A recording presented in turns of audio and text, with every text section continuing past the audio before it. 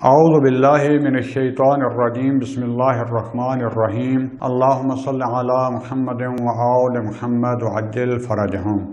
السلام علیکم ورحمۃ اللہ وبرکاتہ۔ ہماری گفتگو چل رہی تھی دورہ معارف اسلامی،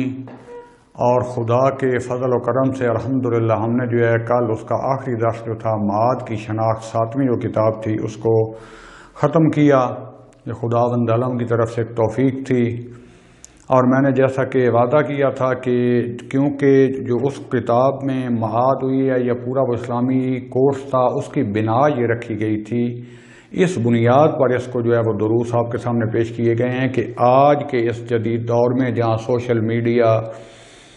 بہت زیادہ عام ہو چکا ہے، ہر انسان کے ہاتھ میں تقریباً موبائل ہے، لیپ ٹاپ ہے، واٹس ایپ،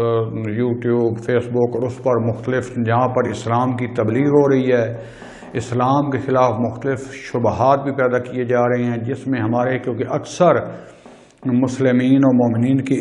حالت یہ ہے کہ وہ بائی چانس مسلمانوں کے گھر میں پیدا ہو کر مسلمان ہیں،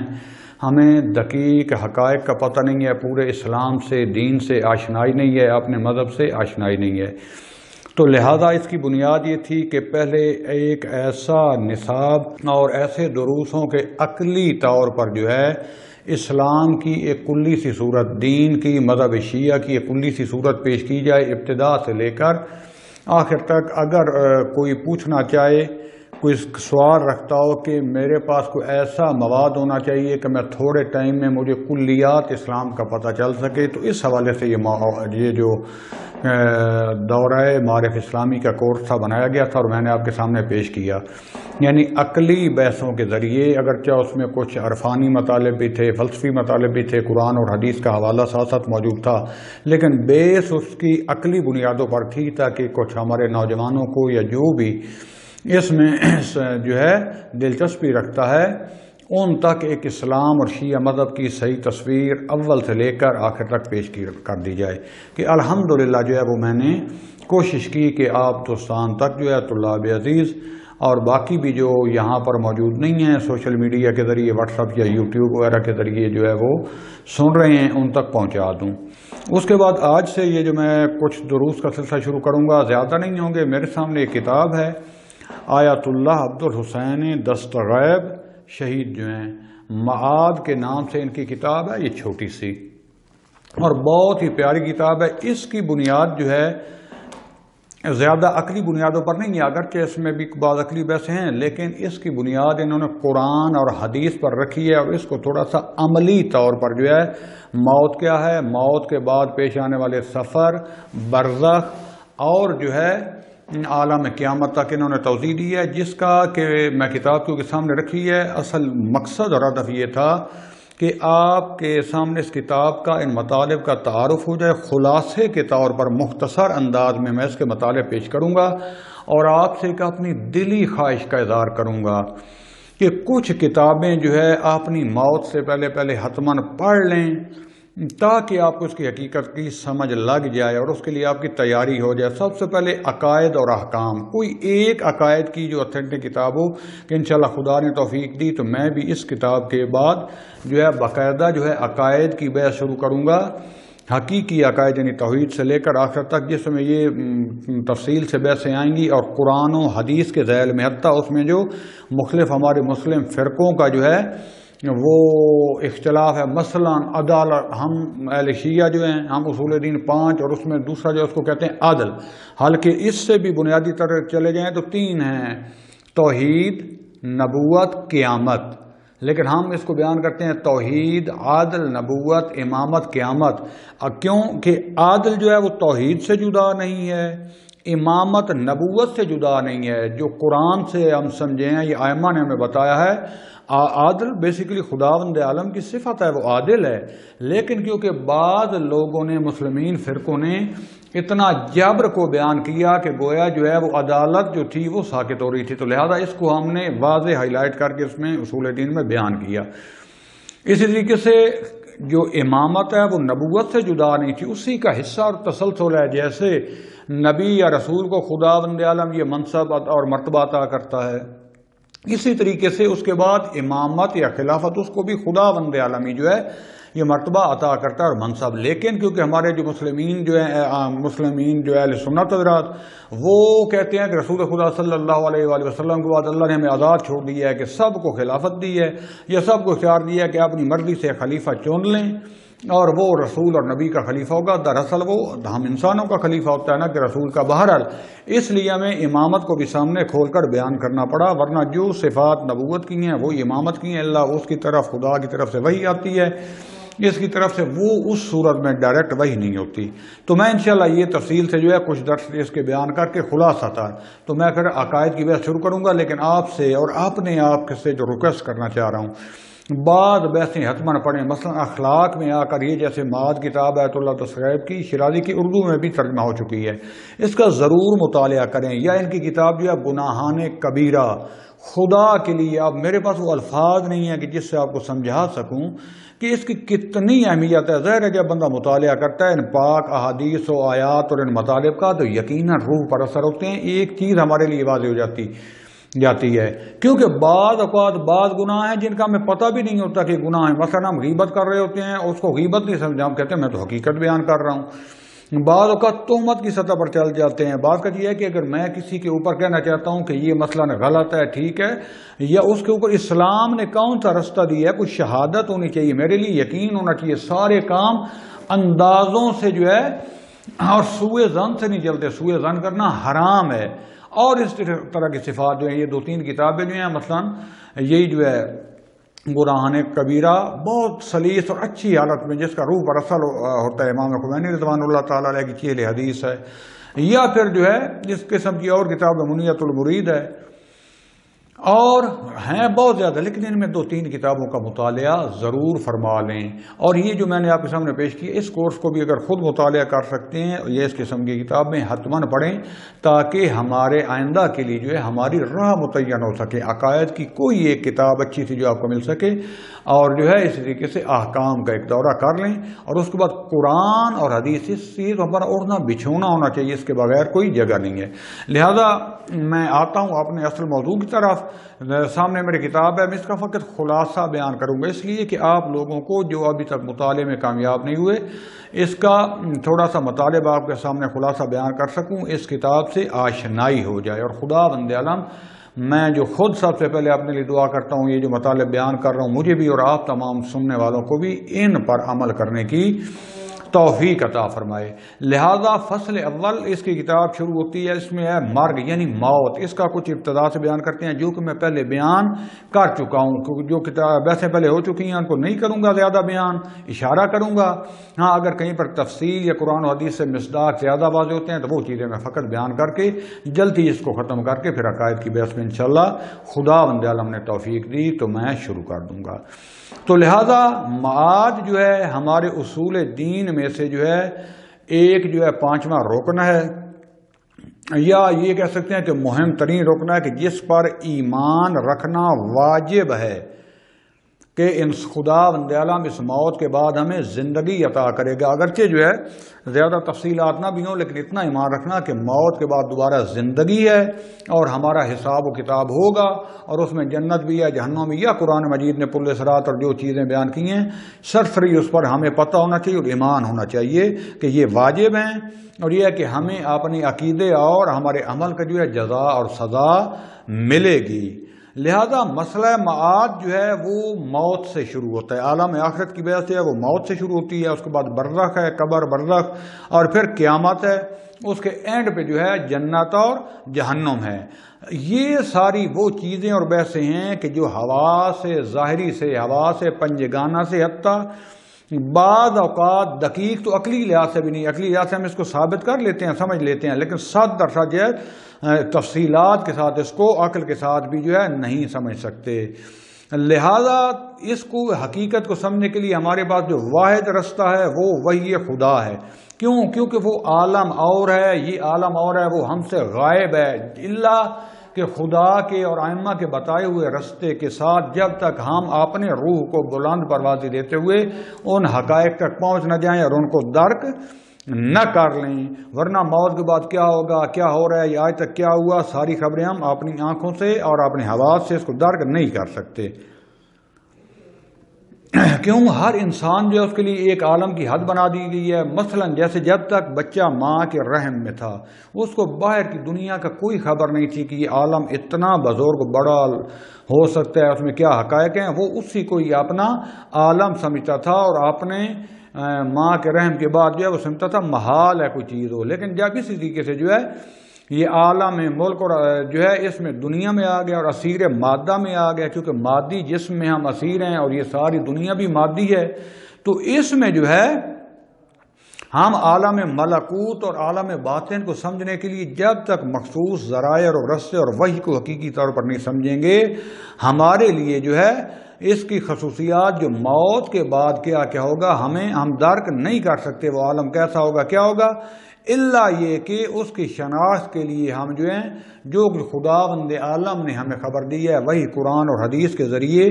ہم جو ہے اس کو سمجھ سکیں. لہذا اکثر دیکھنے میں آیا ہے کہ لوگ اعتراض اور کفار اور مشرکین پہلے تو کرتے تھے اور آج بھی کر سکتے ہیں کہ بابا ہم اپنی آنکھوں سے دیکھتے ہیں کہ قبروں میں جب مردہ جاتا ہے کچھ عرصے کے بعد اس کی اصل ہڈیاں بھی ختم ہو جاتی ہیں، گوشت اس کا کھا جاتے ہیں حشرات، یا مٹی کھا جاتی ہے، ہڈیاں سارا کچھ رہتا ہی نہیں ہے. کہ آج تک بولتے ہوئے نہیں دیکھا، مردے کو سامنے پڑا ہوتا ہے تو بولتے ہوئے نہیں دیکھا. بعد میں کون سا حساب کتاب اور کیا ہوگا، اور وہ تعجب کرتے ہیں. حقیقت یہ ہے کہ جب تک مولا علی صاحب نے جو فرمایا تھا نا کہ من عرف نفسہ فقد عرف ربہ، جب تک انسان اپنے نفس کو نہیں پہچان سکتا، اپنی حقیقت کا اس کو پتہ نہ ہو، تو وہ خدا اور اس کے بتائے ہوئے دین اور اس کے معارف تک کبھی پہنچ نہیں سکتا. لہذا یہی ایک حکمت ہے کہ خداوند عالم نے عالم آخرت اور برزخ کا جلوہ دکھانے کے لیے ہمیں یہ خواب عطا فرمایا. بہار الانوار میں جو ہے یہ تقریباً 61 نمبر جلد بنتی ہے. اس میں جب یہ بحث آتی ہے تو اس میں ایک حضرت موسیٰ بن جعفر امام کاظم علیہ السلام سے جو ہے یہ روایت بیان ہوئی ہے کہ ابتدا میں انسانوں کو یہ خواب نہیں آیا کرتے تھے، فقط نیند اور بیداری دو چیزیں تھیں اور وہ خواب نہیں دیکھتے تھے. لیکن بعد میں جو ہے جب ایک پیغمبر خدا جو ہے وہ آئے اور انہوں نے لوگوں کو تبلیغ کر رہے تھے، انہوں نے کہا کہ بھائی کیا ہوگا اس میں، کہا کہ اگر خدا بندہ عالم کی اطاعت اور بندگی کرو گے تو پھر یہ دنیا بھی اچھی گزرے گی اور آخرت میں اس کی جزا و سزا ملے گی، اچھے اعمال کی پاداش بہشت اور وہ ملے گی. تو پھر وہ سوال کرتے تھے کہ کم از کم ہمیں نظر تو آنی چاہیے، ہمیں پتہ تو ہونا چاہیے، کچھ اس کا 100% نہیں تو 5-10% تو پتہ ہونا چاہیے کہ ہمیں پتہ تو کہ بہشت کیسی ہے، کہاں ملے گا، کیسے ہوگا، جہنم کہاں پر ہے، دوزخ کہاں پر ہے. پھر آپ کہتے ہیں کہ جس میں مثالی کے ساتھ ہی کیسے ممکن ہے کہ اس دنیا میں اوپر نیچے ادھر کوئی بھی نہ ہو، عالم ماورا میں ہے، بالآخر اس کی حقیقت کیسی ہے. جبکہ ہم دیکھتے ہیں کہ جو بھی مردے ہوتے ہیں قبرستانوں میں بعض کا قبریں جو ہے وہ ٹوٹ جاتی ہیں، دیکھتے ہیں تو اس میں مٹی پڑی ہوتی ہے یا کچھ ہڈیاں پڑی ہوتی ہیں اور کچھ رہ بھی نہیں جاتا. اور وہ پھر کیا تھا، پیغمبر کی تکذیب کرتے تھے. تو پھر خداوند عالم نے یہ جو احلام ہیں یعنی خواب جو ہم دیکھتے ہیں نیند میں، خداوند عالم نے یہ خواب دیے اور پیغمبر کے ذریعے اطلاع دی کہ جب تم خواب دیکھتے ہو تو تم جو ہے تم تو سوئے ہوتے ہو، جب کہ تم دیکھتے ہو کہ کیسا عالم میں گئے ہوتے ہو، کیا کیا حرکات انجام دے رہے ہو، کیا چیزیں کھا پی رہے ہوتے ہو، سیریں کر رہے ہوتے ہو، کبھی خوشی دیکھتے ہو کبھی غمی دیکھتے ہو. لیکن جیسے ہی بیدار ہوتے ہو، آنکھیں کھلتی ہیں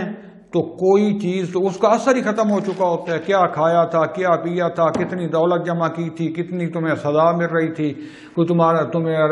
کوئی چیز چوری کر کے لے گیا تھا، کوئی مارنے کے لیے آ رہا تھا، کسی نے تمہیں زد و کوب کیا، کہیں سے تم گرے، لیکن ابھی کوئی اثر نہیں ہے، لیکن وہاں پر ساری حقیقت تھی. اسی طرح کا وہ عالم جو ہے وہاں پر بھی یہ سارے حقائق موجود ہیں. تو خداوند عالم کی طرف سے یہ ایک جلوہ تھا کہ جس کو خداوند عالم نے اس کے ذریعے انسان کو پہچان کروائی ہے اور یہ بھی بتا دی ہے کہ اگر ہم اپنے روح کو قوی کرتے ہوئے با تقوی اور طہارت کے ساتھ سیر و سلوک کا سفر کریں تو ہم ابھی اسی دنیا میں رہتے ہوئے آگے عالم برزخ، عالم مثال، عالم ملکوت اور عالم آخرت تک بھی پہنچ سکتے ہیں اور اس کے حقائق سے آشنا ہو سکتے ہیں. لہذا یہ شبہ جو تھا وہ اس کے ذریعے خداوند عالم نے اس کا جواب دیا. باقی وہی اور وہ چیزیں قرآن و حدیث ہمارے پاس موجود ہی ہے. لہذا پہلی منزل آخرت کی جو شروع ہوتی ہے اس دنیا کے بعد، جو کسی دنیا سے شروع ہو جاتی ہے، وہ موت ہے، وہ مرگ ہے، کہ جس میں ہمارا روح، جو کہ اگرچہ یہ جو روح ہے وہ اس کا بہت زیادہ تعلق ہے ہمارے بدن سے، لیکن اس میں حلول نہیں کیا ہوا جو ہم حلول، کیونکہ مادی چیز میں مجرد چیز حلول نہیں کر سکتی، یہ فلسفی بحث ہے اپنی جگہ پر، کیونکہ اس کی جنس اور ہے، اس کی جنس اور ہے۔ لہذا جیسے آپ کہتے ہیں نا، مثلا میں نے پہلے مثال دے چکا ہوں معرفت شناسی میں بھی اور انسان کی شناخت میں بھی، روح اور جسم کی مثال، کہ جب اب میں بیٹھا ہوں تو میں کہوں گا یہ میری انگوٹھی، یعنی انگوٹھی اور ہے، میں اور ہوں، یا پھر یہ میرا لباس، میری ابا کبا، میرا امامہ، تو اس کا کیا مطلب بنے گا؟ امامہ یہ میرا لباس، یہ میری ابا کبا، یہ میری کتاب، یہ میرا موبائل، یہ ساری یہ چیزیں اور ہیں، میری ملکیت ہیں، میں نہیں ہیں، بلکہ میں اور ہوں، یہ چیزیں اور ہیں۔ اب اس سے آگے والے سٹیپ میں آ جاتے ہیں، تو میری باڈی، میرے ہاتھ، میری آنکھیں، میرے کان، میرا ناک، میری پوری باڈی، جہاں بھی میری یعنی یہ میری ملکیت ہے، یہ میری باڈی، یہ میرے ہاتھ کان، یہ میرے ہیں، لیکن میں نہیں ہوں۔ ایک دفعہ کہتے ہیں کہ یار میں تم سے کہہ رہا ہوں، میں جب تم سے کہہ رہا ہوتا ہوں تو صرف میری زبان یا میرے ہاتھ یہ نہیں کہہ رہے ہوتے، یعنی میری جو حقیقت وہ میری روح ہے، اصل میری حقیقت روح ہے، اور وہ میں ہوں۔ باڈی جیسے میری باڈی کا یہ لباس ہے، اسی طریقے سے میرے روح کا لباس جو ہے وہ میری باڈی ہے، یا روح کے جتنے بھی احکام انجام دیتے ہیں ان پر حکم جو ہے یہ میرے ہاتھوں کانوں پر وہ میرا روح چلاتا ہے، یعنی اصل میں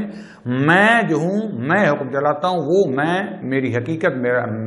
نفس اور روح ہے، جو کہ کیونکہ اس دنیا میں خدا بند عالم نے مادی دنیا میں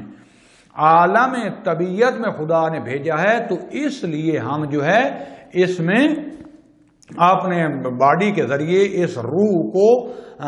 سردار بنا کر اس میں اپنا کام چلاتے ہیں۔ جیسے کہ چاند پہ آپ نے دیکھا ہوگا، اگر حقیقت ہے جب جاتے ہیں وہاں ایک مخصوص لباس، آکسیجن سلنڈر، چلنے پھرنے کے لیے، رہنے کے لیے مخصوص لباس چاہیے، یہاں بھی اس دنیا میں بھی رہنے کے لیے ایک باڈی مخصوص چاہیے تھی، ورنہ مجرد روح تو اس مادی دنیا میں اکیلا کام نہیں کر سکتا تھا۔ لہذا اس کا وسیلہ جیسے چاند پر جا کر وہ سلنڈر، مخصوص لباس اور وہ پہنے ہوتے ہیں، یہاں اس دنیا میں آنے کے لیے بھی یہ مخصوص باڈی دی گئی۔ جب یہ باڈی سے یہ روح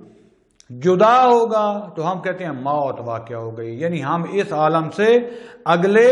عالم میں جو ہے وہ منتقل ہو گئے۔ پس موت یعنی جا بجائی، یعنی جیسے چراغ ہے، ایک کمرے سے لے کر جلتا ہوا وہ جو چراغ جلتا ہے، چراغ کو یا لالٹین جس کو کہتے ہیں، یا موم بتی، یا ایک کمرے میں ہے، یہاں سے اس کو اٹھا کر ہم دوسرے کمرے میں لے جائیں گے وہاں، تو اس طریقے سے ہمارا روح جو ہے اس دنیا سے عالم برزخ کی طرف پہنچ جائے گا۔ لہذا ہمارا روح کیونکہ اس کے باڈی کے ساتھ اتنا مانوس ہو چکا ہے کہ اس سے جدا ہونے کا جو ہے ارادہ نہیں کرتا، محبت شدید اس دنیا سے ہو جاتی ہے، لہذا واجب ہے کہ ہم اعتقاد رکھتے ہوں، ہمارا ایمان ہو کہ خدا بند عالم کی طرف سے موت حق ہے، جیسے خدا بند عالم نے خلق کیا ماں کے پیٹ سے لے کر اس دنیا میں، اسی طریقے سے خدا بند عالم موت بھی دے گا اور اس میں زندہ بھی رکھے گا، اور حضرت اسرائیل علیہ السلام اور اس کا لشکر جو ہے یا فرشتے جو ہیں وہ ہمیں لے کر جائیں گے، اگر ہم خود وہاں پر پہلے نہ پہنچ سکے اپنی طاقت اور اپنی ہمت کے ساتھ، تو وہ ہمیں لے کر جائیں گے۔ اگر ہمارا کردار اچھا ہوا تو اچھائی سے لے کر جائیں گے۔ اب یہاں سے آ جائے کہ کیسے لے کر آئیں گے؟ جو روح ہے اس کو قبض کرنا، اس کی کیفیت کیا انسان یہ جاننا چاہتا ہے، کچھ میں پہلے بیان کر چکا ہوں پہلی کتاب میں، حقیقت کیفیت کیا، کیسے روح جو ہے وہ اس سے باڈی سے قبض ہوتا ہے، اس کو نکالتے ہیں۔ تو اس کا جو روایات، کیونکہ میں اس میں عرض کیا تھا کہ جو زیادہ ہماری بحث ہوگی قرآن اور روایات کے مطابق ہوگی، تو اس میں مختلف روایات آئی ہیں جن کا خلاصہ یہ بنتا ہے کہ ایک تختی یا جیسے آج کل نہیں سکرین لگی ہوئی ہوتی ہے، ایک لوح وہ حضرت اسرائیل علیہ السلام کے سامنے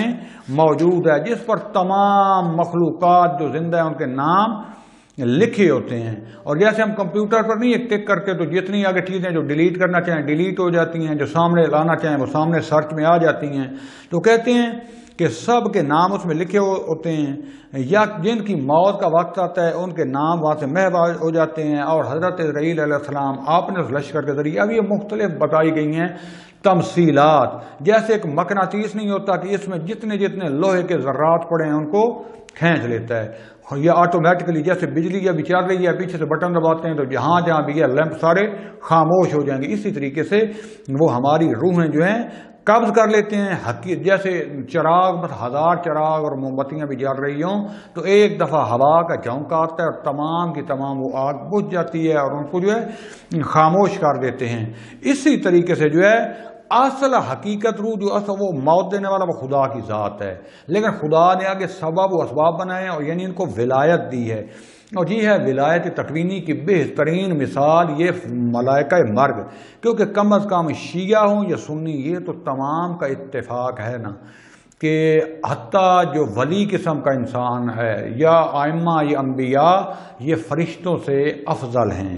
تو جب فرشتوں کو خدا نے یہ ولایت اور اتھارٹی دی ہے کہ ایک لمحے میں سب کی موت قبض کر لیتے ہیں، تو جو ان کے بھی سردار ہیں مخصوصاً ائمہ اور انبیاء، تو یقیناً ان کے پاس یہ ولایت ان سے بھی بڑھ کر ہے۔ ہاں آگے خدا نے یہ سارے سبب و اسباب بنائے ہوئے ہیں کہ کس نے کیا کام کرنا ہے، لہذا یہ بہترین دلیل ہے کہ محمد وآل محمد ائمہ اطہار علیہ السلام اور انبیاء کو خدا نے ولایت دی ہے کہ بِإِذْنِ اللہ اس دنیا طبیعت میں، کیونکہ وہ عالم حقائق کو جانتے ہیں، وہ عالم لوح محفوظ کا مطالعہ کر رہے ہوتے ہیں، ان کے پاس علم ہے، اللہ نے عطا کی ہے، ان کے ذریعے بعض حقائق کو یہ تبدیل بھی کر سکتے ہیں اور بعض حقائق کو پڑھ بھی سکتے ہیں، ہمارے باطن تک وہ نگاہ کر سکتے ہیں۔ لہذا خدا بند عالم ایک دفعہ تو سورۃ زمر میں فرماتا ہے بسم اللہ الرحمن الرحیم اللہ یتوفی الانفس میں حین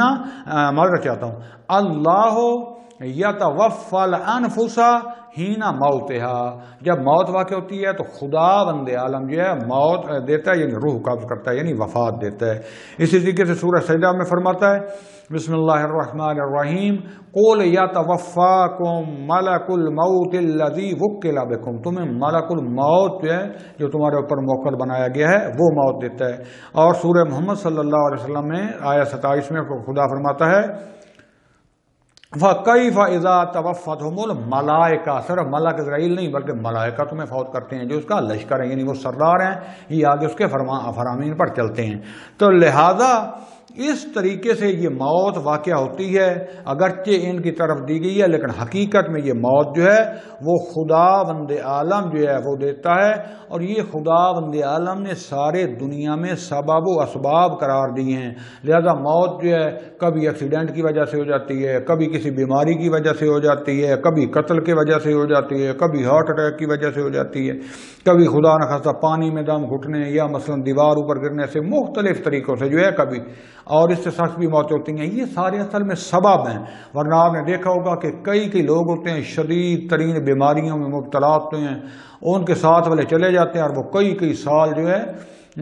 زندہ رہتے ہیں۔ تو یہ خدا بند عالم نے ایک پیمانہ بنایا ہوا ہے کہ کب اس کی موت واقع ہونی ہے، لہذا کبھی نہ کبھی کوئی ایسا سبب بن جاتا ہے کہ جہاں اس کی عمر تمام ہو جاتی ہے وہاں کوئی سبب بنتا ہے اور اس کی موت واقع ہو جاتی ہے۔ اور کس طریقے سے ہوتی ہے یہ کچھ پہلے بیان کر چکا ہوں، یہاں فقط ایک اشارہ اور کر دوں، کس سے ایک بیان کر دیتا ہوں۔ حضرت ابراہیم علیہ السلام کا جو ہے یہ بحر الانوار جو ہے اس میں بھی یہ جو ہے واقعہ نقل ہوا ہے۔ حضرت ابراہیم علیہ السلام جو ہے ایک روایت میں آیا کہ انہوں نے تقاضا کیا حضرت اسرائیل علیہ السلام سے کہ جب وہ کافر کی روح جو ہے وہ قبض کرتے ہیں تو اس وقت تمہارا قیافہ کیا ہوتا ہے، کیونکہ یہ میں نے پہلے بتایا ہے نا، پہلے یہ بحث میں تفصیل سے کر چکا ہوں پہلی کتاب میں، کہ جب مومن کی یہ روح قبض کرنے کے لیے آتے ہیں تو بہت ہی خوبصورت قسم کی مخلوق خوشبودار انتہائی رحیم ہوتے ہیں اور آرام اور احترام سے لے جاتے ہیں۔ جب کافر کی جو ہے موت واقع ہوتی ہے تو اس کے لیے اتنا کبھی اور روحدار اور خوفناک شکل میں ہوتے ہیں کہ یہ جو عذاب ہے شاید یہی دیکھ لیں تو باقی عذاب بھول جائیں کہ یہ کتنا سخت ہوتا ہے۔ اور اس میں یہ بھی بتا چکا تھا کہ اصل میں ہمارا باطن نظر آتا ہے، کیونکہ وہ زلال شیشے کی طرف جو ہے آئینے کی طرف وہ ہمارے سامنے آتے ہیں، اور اصل میں ہمارا وہ کردار اور وجود جو ہوتا ہے چاہے اب وہ اچھا اور خوبصورت اور چاہے انتہائی خوفناک وہ نظر آ رہے ہوتے ہیں، اور وہ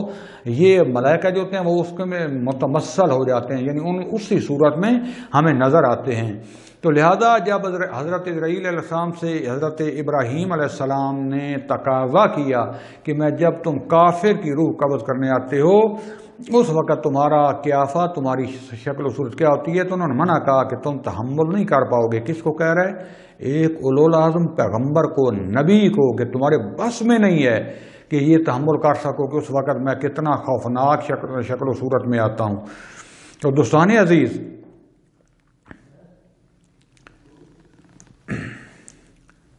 یہاں پر میں عرض کر رہا تھا، یہ قصہ جو سنانا چاہ رہا تھا، معذرت چاہتا ہوں، کہ حضرت ابراہیم علیہ السلام نے جب تقاضا کیا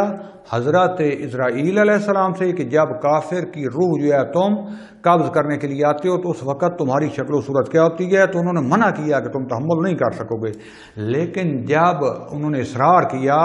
تو کہتے ہیں کہ انہوں نے جب اپنی خوفناک شکل دکھائی کہ سیاہ تاریک قسم کی رنگت تھی، عجیب و غریب قسم کے جسم پر بال تھے، قیافہ انتہائی خوفناک قسم کا، اور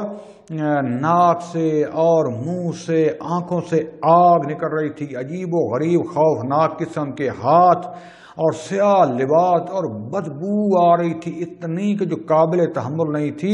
کہتے ہیں حضرت ابراہیم علیہ السلام وہیں پر غش کر کے گر گئے، اور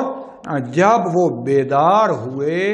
تو اس وقت جو ہے کہتے ہیں کہ خدا جو ہے اس سے ہمیں پناہ دے کہ کافر کو کوئی اور عذاب بھی نہ ملے جس شکل و صورت میں جس طریقے سے یہ روح قبض کرتے ہیں۔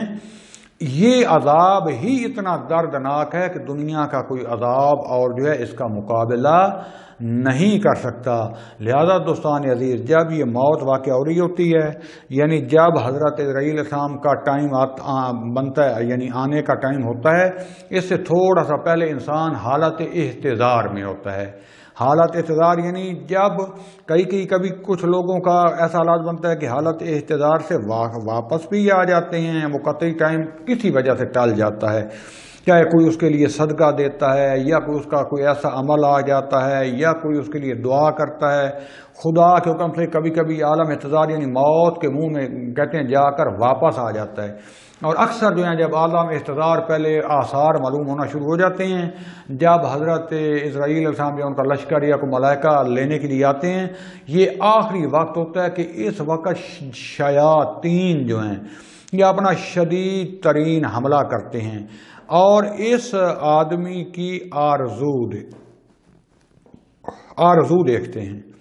کہ کس چیز سے یہ بہت زیادہ محبت کرتا تھا۔ مثلا ایک طالب علم کا میں نے واقعہ پڑھا ہے کہ جو ہے جب وہ حالہ میں انتظار تھا تو اس کو بار بار کلمہ شہادت پڑھاتے تھے، پڑھو اشہد اللہ الہ الا اللہ وحدہ لا شریک لہ واشہد ان محمد عبدہ ورسولہ وان علیہ ولی اللہ، اور یہ سارا پڑھاتے، وہ آگے سے جواب نہیں دیتا تھا۔ تو بڑی انہوں نے کوشش کی اور بالکل کہتے ہیں جیسے موت واقع ہونے لگی تھی، لیکن خدا کے کرم سے زندہ ہو گیا، واپس آ گیا۔ تو لوگوں نے پوچھا کہ ہم آپ کو کلمات کیا کچھ پڑھا رہے تھے، کہہ رہے تھا یار ایک تو وقت اتنا سخت ہو گیا تھا، مجھے اندازہ ہو رہا تھا آپ کہتے تھے، لیکن میں نے یہ کتاب دیکھیں، علم کی کتاب، کہتے تھے مجھے بہت پیاری تھی، اب وہ اخلاق کی تھی، عقائد کی، فلسفے کی، جو بھی تھی، کہتے بڑی قیمتی خریدی تھی اور سنبھال کے رکھی ہوئی تھی، اتنی ملتی نہیں تھی، اور اس پر جو میں نے حاشیہ وغیرہ لگایا تھا بڑا محنت کا کام تھا کہ وہ شیطان جو ہے یا کوئی شخص، اس وقت کہتا مجھے تو نہیں پتا تھا چلتا تھا کہ شیطان ہے، کوئی ایک بندہ آ گیا، جب آپ کہتے تھے پڑھو، کہتا تھا اگر پڑھو گے تو میں ابھی اس کو اٹھا کے آگ یا پانی میں پھینک دوں گا، غرق کر دوں گا، میری ساری توجہ ادھر تھی۔ یعنی بعض اوقات انسان کو دنیا کی کسی چیز سے اتنی محبت ہوتی ہے، کہتے ہیں نا والدین سے محبت اللہ کے حکم سے ہونی چاہیے، لیکن اتنی نہ ہو کہ خدا سے بھی زیادہ ہو جائے، اور مادی محبت نہ ہو کہ یہی میرا سب کچھ ہے، لیکن یعنی اس ایمان کے درجے تک پہنچیں کہ میرا سب کچھ خدا کے ہاتھ میں ہے۔ اگر ماں باپ کو بھی وسیلہ بنایا ہے، اسی نے بنایا ہے، ان کا احترام عزت واجب ہے خدا کے بعد، لیکن اتنا نہ کر دو کہ اتنا ان کی محبت مادی میں غرق ہو جاؤ، یا بہن بھائی یا بیوی بچے یا اپنی دولت یا گاڑی یا آپ کی ملیں، اس وقت شیطان کا شدید ترین حملہ ہوتا ہے کہ آپ کو جو ہے یہ پڑھانا بھی چاہتے ہیں، لیکن آپ کلمہ اس وقت کیونکہ کہتے ہیں کہ اس کو وہ یہ تو نہیں کہتا کہ میں شیطان ہوں، وہ آپ کا خیر خواہ بن کے آیا ہوتا ہے، کہتا ہے اگر یہ کہو گے حتیٰ ہو سکتا ہے والد کی شکل میں آ جائے کہ آپ مذہب حق پر ہیں، کہے کہ نہیں بیٹا یہ غلط تھا، آپ کو پتہ نہیں ہے، میں بس اب دھوکے کھا رہا ہوں، ابھی آپ کو بتانے کے لیے آیا ہوں یہ نہ کرو۔ والدین کی محبت میں خدا نہ خواستہ وہ شیطان سامنے آیا ہوا ہے متمثل ہو کے، اور آپ برا کہہ جائیں۔ اتنا آپ کے اندر ایمان قوی ہونا چاہیے، اس لیے سورہ تلقین کی صورت تلقین کا کہا گیا ہے کہ تلقین پڑھا کریں، کیونکہ اتنا حالت نظام انسان پریشان ہوتا ہے، اور یہ پہلی رات قبر کی اور اس سے پہلے والا اس کے لیے اتنا سخت مرحلہ ہوتا ہے کہ اگر صحیح رسوخ نہ کیا ہوا نا ایمان توحید، وہاں خدا کا نام بھول جاتا ہے، وہاں رسول اور ائمہ کا نام بھول جاتا ہے، کیونکہ دل سے اتنا ان کے ساتھ محبت نہیں تھی، بس نعرے لگانے کی حد تک تھی یا تھوڑا بہت ذکر کرنے کی حد تک۔ اس شیطان کے حملے میں آ کے سخت ترین جو ہے یہ ہوتا ہے حملہ۔ اور اسی طریقے سے جو مومنین ہوتے ہیں ان کے سامنے خدا بند عالم جو ملائکہ بھیجتے ہیں، کیونکہ ان میں بھی حقیقت نظر آ رہی ہوتی ہے، انتہائی خوبصورت رحم دل والدین سے بڑھ کر وہ پیار محبت کرتے ہیں، آ کے خدا بند عالم کا سلام اور رضوان پہنچاتے ہیں، اور ائمہ کی اسی وقت زیارت ہوتی ہے، اور ائمہ کے حکم سے بڑے احترام کے ساتھ لے جاتے ہیں۔ اور کبھی شیطان، یہ لوگ جو ہیں یہ متقین، یہ باقاعدہ 5 وقت کے نمازی، یہ نماز پڑھنے والے، یہ خدا کا روزہ رکھنے والے، خدا کے لیے انفاق کرنے والے، خدا اور ائمہ سے دلی محبت رکھنے والے، ان پر شیطان کبھی حملہ آور نہیں ہو سکتا۔ بلکہ میں خود ادھر قوم میں ایک دوست موجود ہے، سادات میں سے سید ہیں، میں نے خود ان سے سنا ہے، کہہ رہے تھے کہ جب ہمارے والد صاحب فوت ہو رہے تھے، انہوں نے ٹیپ ریکارڈ کیا ہوا ہے، یعنی باقاعدہ موبائل سے مووی بنائی ہے، تو جب حالت اقتدار میں تھے، فوت ہو رہے ہیں، بڑے نیک سید تھے، تو میں تو نہیں جانتا، دوستوں نے بتایا خود انہوں نے، تو جو ہے وہ بار بار کہتے تھے دفع ہو جاؤ، خدا تم پر لعنت کرے، ہم سید ہیں، اور دیکھو میں انکار نہیں کر سکتا، میں محمد والے محمد کو نہیں چھوڑ سکتا، میں علی والا ہوں، یعنی یہ باقاعدہ ان کے منہ سے باتیں نہیں کر رہی تو ہو سکے مووی بنا رہے تھے۔ یعنی شیطان کا شدید حملہ ہوتا ہے، اور جو بندہ مضبوط ہو، جس نے زندگی گزاری ہو ان کی محبت میں، ان کے رستے پر چلا ہو، وہ تو یقیناً کامیاب ہوگا۔ جو صرف لذت لیتا رہا ایک وقت تک تھا، بعد میں معذرت چاہتا ہوں، آگے بات کھول کر بیان کرتا ہوں کہ بعض ناراض بھی ہو جاتے ہیں، لہذا ان کا رستہ حقیقی جو ہے، اور ان سے حقیقی محبت یہ کام آئے گی نہ فقط نمبر پلیٹ کہ ذکر ان کا ہو، سنانے والا کنجر ہو، جس کو غسل بھی کرنا نہ آتا ہو، جس کو کلمہ بھی پڑھنا نہ آتا ہو، جس کو قرآن پڑھنا نہیں آتی، جس کو نماز پڑھنی نہیں آتی، اگرچہ گناہ نہیں ہے لیکن ان کے فضائل، ان کا ذکر اس سے سنیں جو کم از کم طہارت کا مالک ہو، جس نے ان کی حقیقت کو ایک حد تک درک کیا ہو۔ لہذا خدا بند عالم قرآن مجید میں سورہ ابراہیم کی آیت 27 میں فرماتا ہے، بسم اللہ الرحمن الرحیم، یثبت اللہ الذین آمنوا بالقول الثابت فی الحیات الدنیا وفی الآخرہ، اللہ تعالیٰ آخرت کی زندگی میں بھی اور دنیا کی زندگی میں ان کو ثابت قدم رکھتا ہے جو اللہ کے قول پر ثابت رہے ہیں، شیطان ان پر حاوی نہیں ہوتا۔ یہاں پر میں ایک ابھی زکریا رازی جو ہے ان کا واقعہ نقل کرتا ہوں کہ جب ان کی وہ بھی حالت اقتدار میں ان کی موت واقع ہونے لگی، تو جو ان کے آس پاس بیٹھے تھے، عالم تھے، بزرگ تھے، ان کو کہتے ہیں پڑھو لا الہ الا اللہ، تو اس پر حالت غشی طاری ہو جاتی، کبھی تھوڑے ہوش میں آتے، اصلاً بار بار کہتے، وہ کہتا تھا نہیں پڑھتا، اور اس کے بعد جب حالت اقتدار سے کچھ ان کو آفاقہ ہو گیا تو پھر ان سے کہا بندہ خدا، ہوش میں آ گیا، پوچھا کیوں نہیں کر رہے؟ کہتے ہیں کہ ایک شخص سامنے آیا ہوا تھا، مجھے کہتا تھا کہو عیسیٰ ابن اللہ، کہ حضرت عیسیٰ علیہ السلام اللہ کے بیٹے ہیں، میں کہتا تھا نہیں کہنا، مجھے تو زیادہ وہ ہو رہی تھی، پھر جو ہے آخر میں اس نے تھک کر کہا کہو لا الہ الا اللہ، پتہ نہیں اب آپ کی طرف سے آواز تھی، میں سمجھا وہی کہہ رہا ہے کہ یہ بھی مجھے شیطان ہے بھٹکانا نہ چاہتا ہوں، تو لہذا میں اس لیے نہیں بول پا رہا تھا۔ بعد میں اس کے لیے دعا کی گئی، پھر اس کو بہرحال موت واقع ہو گئی، کلمہ اس نے پڑھا۔ تو یہ شیطان کا حملہ ہوتا ہے کہ جو انسان موحد اور مومن حقیقت میں ہوتا ہے۔ دوستان عزیز، اے میرے دوستو، خدا کے لیے توجہ رکھا کرو، درس سننے کے بعد اس کو اپنے اوپر لاگو کرو کہ ہم نے جانا ہے، یہ دنیا کی خواہشوں میں اتنا غرق نہ ہو جائیں، اتنا اپنے آپ کو اس گرداب میں نہ گھسیٹیں کہ بالکل واپس پلٹنے کی کوئی جگہ بھی نہ رہے اور خدا کی عذاب کی طرف چلا جائیں گے۔ اس کے بعد آگے جو ہے تھوڑا سا مزید اس کو بیان کروں گا کہ آسانی اور سختی جب انسان کی موت واقع ہوتی ہے کس طریقے سے ہوتی ہے، روایات نے کیا کہا ہے، میں انشاءاللہ کل والے درس میں خدا نے توفیق دی تو آپ کے سامنے بیان کروں گا۔ آج اتنا ہی کافی۔ وصلی اللہ علی رسولہ الکریم وعلی اولادہ الاطیبین الطاہرین والحمد للہ رب العالمین، والسلام علیکم ورحمۃ اللہ وبرکاتہ۔